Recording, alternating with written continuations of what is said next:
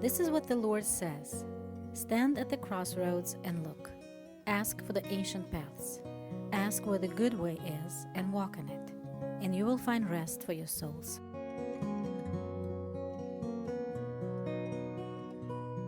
Hello, friends, and welcome back. Well, today I'm going to do something a little bit different.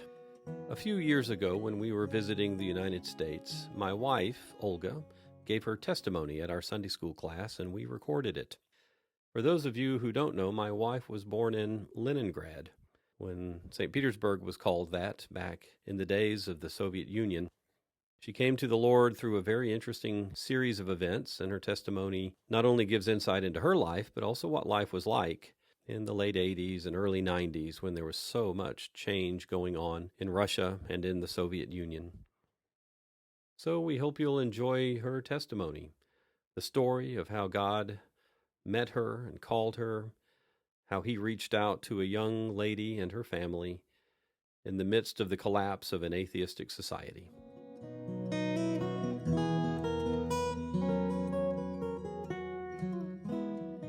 Hello, everyone.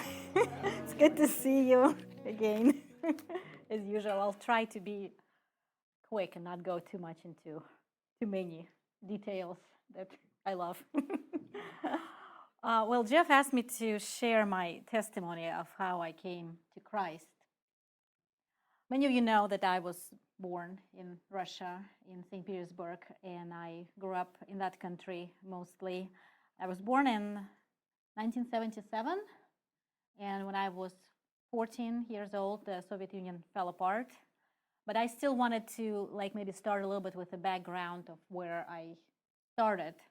It was a godless society, as we know, especially to start with when the Bolsheviks first came to power. In the first few years, they have executed, along with just civilians, a lot of priests and monks and nuns. It was just a terrible massacre, really, like in the early 20s, of just to annihilate the church. And then later they kind of basically reopened some of the churches and sent the KGB members there to watch who is going there.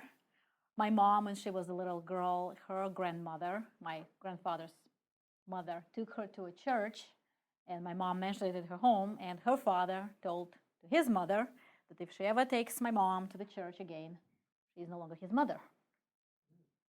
So that was pretty serious. When me and my sister were born, my mom wanted to take us to a church to get baptized in an Orthodox church. And my grandfather basically said, "Do you want your husband to lose his job?" My father was an officer in the army in the artillery department. So that was a big deal. You had to basically calculate your every step, what you do. And even though when I was born, things were already it was not as hard as during Stalin's time, but you still had to be careful. I mean, I didn't feel it so much, but there were sometimes these thoughts, these kind of comments that my grandparents would say, which make you kind of like somebody is watching. So you kind of grew up in this kind of area. When I was, a girl, things started coming out about how Stalin was really terrible. We all thought that he was so wonderful. He won the Great Patriotic War. He was wonderful, but things started coming out of what he really did with sending people to, gulags and killing people and things like that. And that was a big revelation.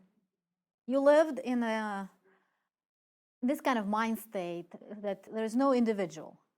Everything you do for the state. You strive for the good of the state. And whether your own life is good or not so good, it didn't really matter, because everything is for the state. And when I say that it was a godless society, I don't necessarily mean that it was immoral society, because, well, at least in the